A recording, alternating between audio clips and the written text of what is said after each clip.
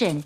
Take Ruhi a की break बातों पर Let's वीर go. काफी and play देर तक गौर करता है responsibly. और फिर उससे पूछता है, और वीर की बात सुनकर रूही भी कुछ देर के लिए शांत हो जाती है। for the first time. कब होने वाली है गार्ड बनने के लिए फाइट?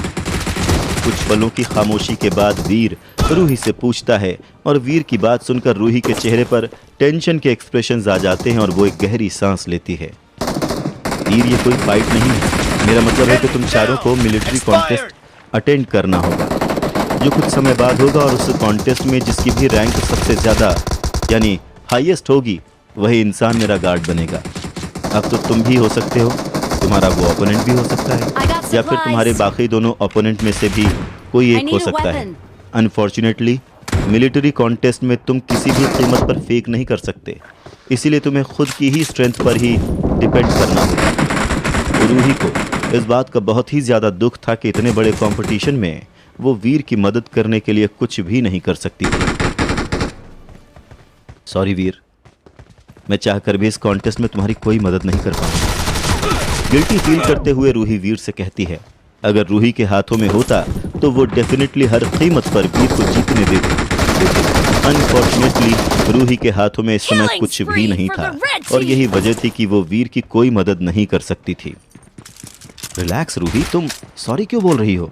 और वैसे भी अगर तुम मेरी मदद कर नहीं पाती तब भी मैं यही प्रेफर करता कि तुम मेरी मदद ना ही करो, क्योंकि मैं अपने दम पर यह कंपटीशन जीतना चाहता हूँ। इसलिए ये अच्छा ही है कि तुम मेरी हेल्प नहीं कर सकती हो, और वैसे ये भी एक तरह से अच्छा है कि अभी मिलिट्री कॉन्टेस्ट में समय है, इसलिए मेरे पास अच्छा खासा समय रहेगा प्रिपेयर करने के लिए।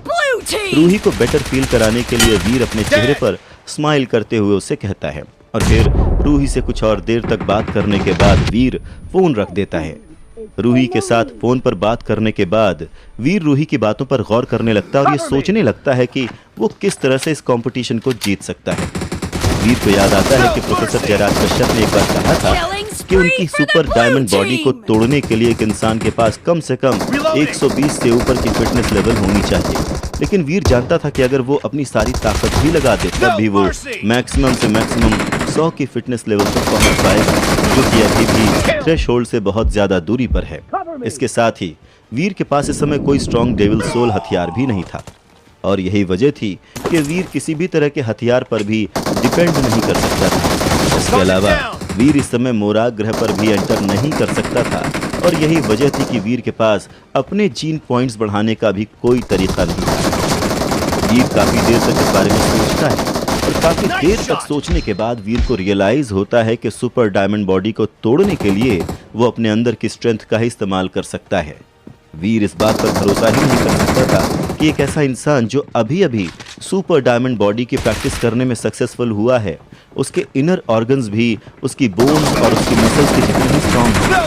और यही वजह थी कि वीर को ऐसा लग रहा था कि जब तक वीर अपने इनर ऑर्गन्स तक अपनी फोर्स भेज सकता है तब तक वो बहुत ही आसानी से उन इंसानों की सुपर डायमंड बॉडीज को तोड़ सकता है। और वीर तो वैसे भी इस तरह की फोर्स में खास तौर पर बहुत ही ज्यादा अच्छा था, और वो आगे भी बहुत आसानी से यिन यांग ब्लास्ट की यिन फोर्स से उसे अचीव भी कर सकता था।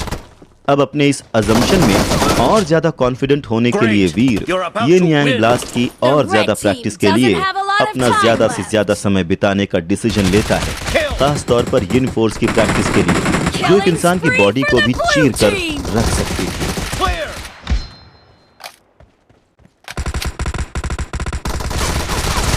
Blue team victory.